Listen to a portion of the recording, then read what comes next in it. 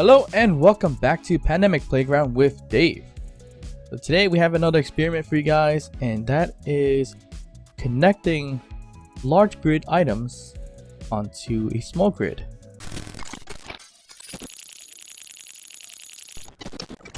So generally what I mean by that is connecting large grid items such as an ore detector, for an example, into a small grid base or even a rover or a ship, whatever the case may be. So why would you want to do that? One, if you're looking at the ore detector like I am now, this ore detector itself has a bigger range than its smaller counterpart. So the max range on the large grid ore detector is 150 meters versus the small variant or the small grid variant has only up to 50. So that's a 100-meter difference. And that's a difference maker when it comes to finding specific ores such as platinum, gold, and silver, I believe, which they're usually a little bit deeper than 50 meters. So for the most part, we all know it's fairly easy to connect small grids onto a large grid system such as this rover here. This is the bottom piece of my wrecking ball crane, but all you have to do is basically put on either a rotor or a hinge and put a small head, and then of course throw on the ore detector or whatever small items you want to put in there. You can pretty much run this whole thing on small grid batteries too, like this with this technique, but it's something easy. Everybody for the most part knows how to do that. We can easily save space on a large grid rover and also detect our ores that's underneath us. So as you see here, we can always change ore detection to a lot further, so you can see how many meters down deep we have to go to get these specific ores.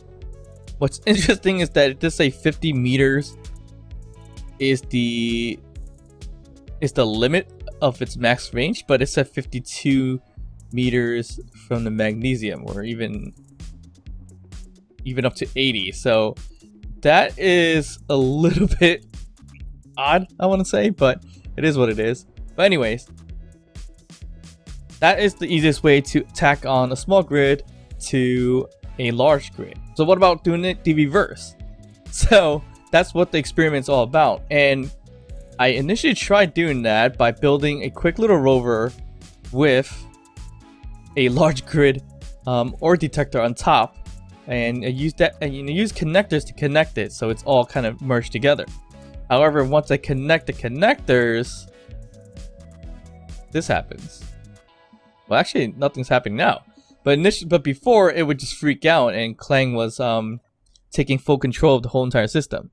So I kind of have it off now, but if I turn it back on, am I able to drive it? I am able to drive it. Okay.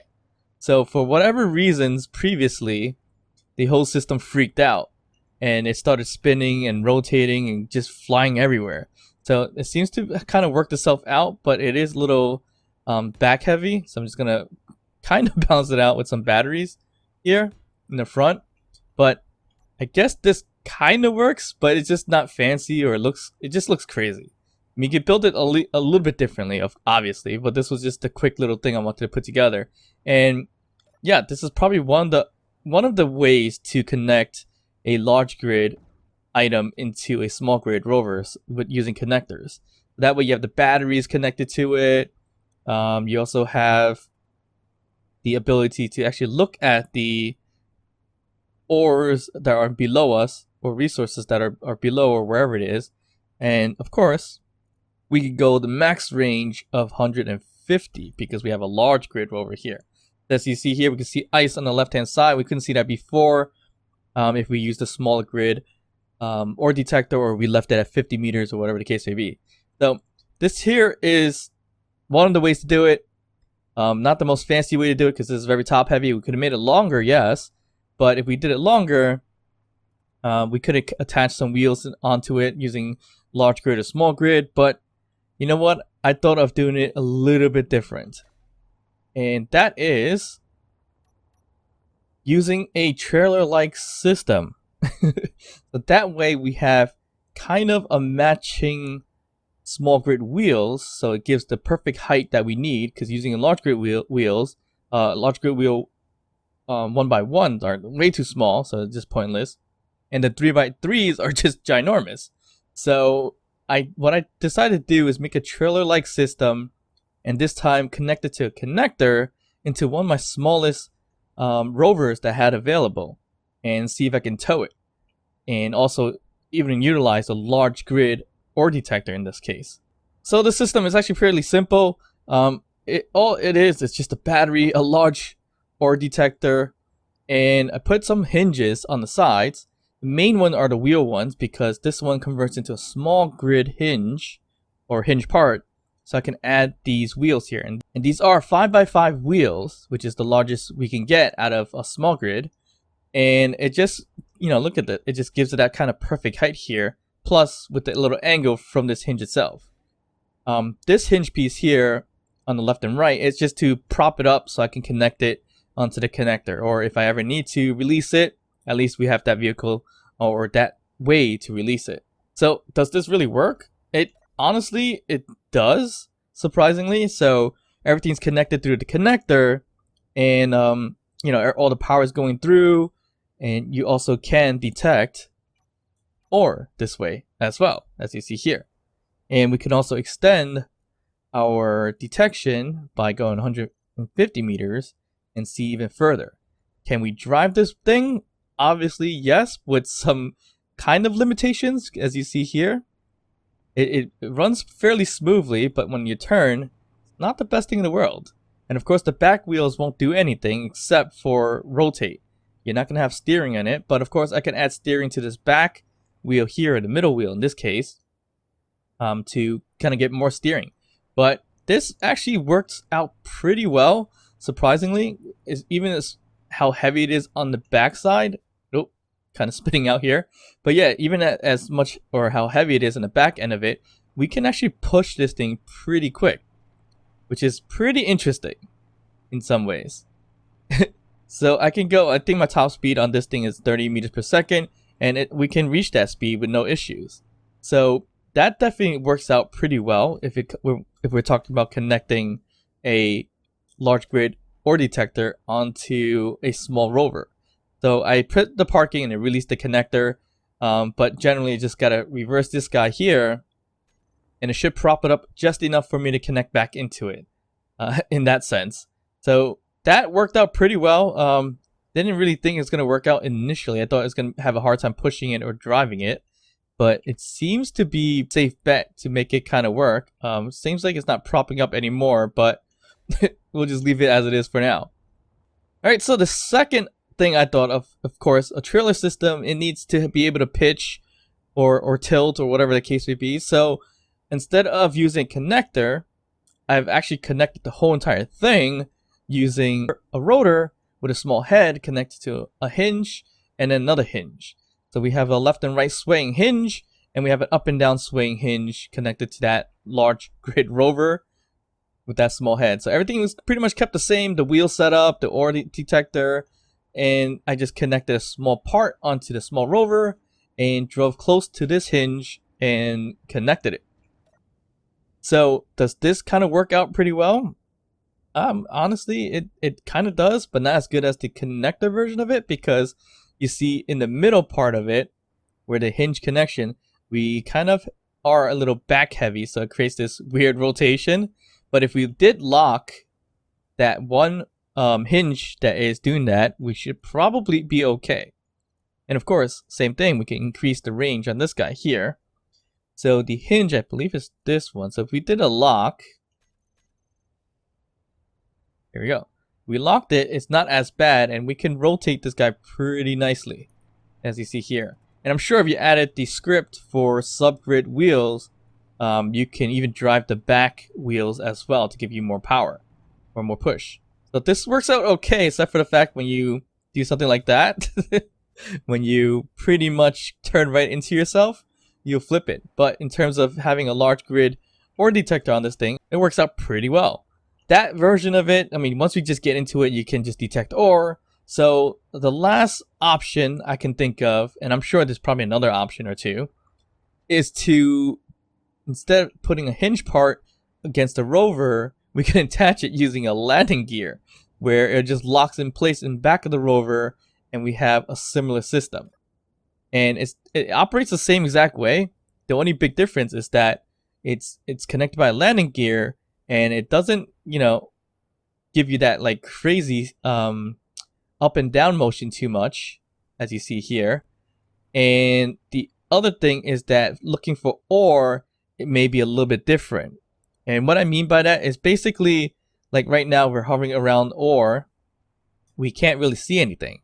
And the reason why is that because the landing gear is connected to the rover, but it's not having a direct connection, so I can't even adjust the ore detector because it's not a subgrid whatsoever. So with that being said, the only way to do this is to go to the control panel of the back piece of the landing gear. Then we can adjust the ore detector, and we can always throw on a small grid antenna, turn it on as I have here. This way we can have it broadcast our ore detections or our ores. So that's kind of the benefit of using the antenna with the ore detector, is that you technically don't even need to be in a seat to be able to see this. So this is quite a different option. I mean, all those other ones we did, we can always throw an antenna as well. And of course, when you have a small grid parts or heads, you can always throw in a small one instead of a big one. Because if we threw it on a large one, that one would be fairly big on this thing here. So we could throw on a dish here if you wanted to, or we could just throw on this big O antenna, which would be very, very heavy, but it seems like we can still kind of port it as well. And honestly, if we remove two hinges on the left and right side, it'll probably be not as heavy, and we should be able to control this thing even better. So for example, if you want to like not be able to have this much weight and just get rid of these hinges here and even this antenna, we should get a decent amount of push here and act pretty well, and it should work out pretty well. And of course, if we need an antenna here, we wouldn't use a large one. We'll probably use a small one and just connect it somewhere along the lines of here, for example. So then that way we have a nice trailer system, and it's nice and compact as you see here, and we can drive this guy pretty well, as just like the other one. So one way to really detach this is just to get rid of that landing gear, or just switch lock it where it's not gonna lock in place, such as that here. So those are the kind of three ways I found to kind of attach a large grid item into a small grid rover, and it's mainly based on doing it by a trailer system so it doesn't go crazy. As I mentioned before, this one, for some reason, it acted weird and clang started happening at one point. It's not doing it now as I'm recording it, but it did freak out before. And I guess you can't really trust this thing because it may freak out once again. So another bad part about this one is basically if you press park, you probably lose the connection to that piece and it might fall over. And we're connecting again. If we hit the connectors to connect, it may or may not freak out. Let's just see what happens. Here we go. See? So when I locked it, this is what happens. It just freaks out and it decides to go clangy and everything like that. So that doesn't really work out too well. It's just not trustworthy in the terms of if it's going to be reliable and being able to use this. In most cases, yes, if you paste them, but if you built it and locked it, you're probably going to experience that same exact clang. Another option probably would be, and I'm not even sure if you can do this actually, is put a small head, whether it's a rotor head or a hinge part, such as, let's just say for example, this piece. Maybe even throw in a large grid hinge somehow to get it attached. So if I can just drop it on top of this somehow without breaking anything. Oh, that didn't work out as I imagined. Here we go. So we have that there, and it looks like it's falling in place. Can I attach this is the biggest question. I can. And that actually looks pretty good. I think it's attached. I can't really tell. But we can throw on an OR detector here, and nope, it freaks out as well. So it looks like the trailer system works a little bit better. That actually looks pretty cool, the design of it, but it just freaks out for whatever reason. So what if we made a copy of it, just for the hell of it? But it looks like if I just created it, it would just freak out. No, it's gonna freak out. So that definitely didn't work as I thought it would. It's just breakdancing now, to be honest. So it looks like with this experiment, it is best to put large grid items such as an OR detector as a trailer system. If you do a connector system, or even this kind of connection with the hinge part and hinge being attached, it just kind of freaks out and just brings out clang. So definitely will probably using something like this in the future in the series. So this was a pretty interesting experiment. I'm pretty sure somebody has done this in the past, but I needed to experience it myself. So I wanted to share that with you guys too. Alright, so if you made it this far into the video, of course, hit that thumbs up, like the video. And if you haven't done so yet, hit that subscribe button and also the notification bell. Comments are always appreciated, so please feel free to comment down below. And of course, I'll see you guys next time. Bye.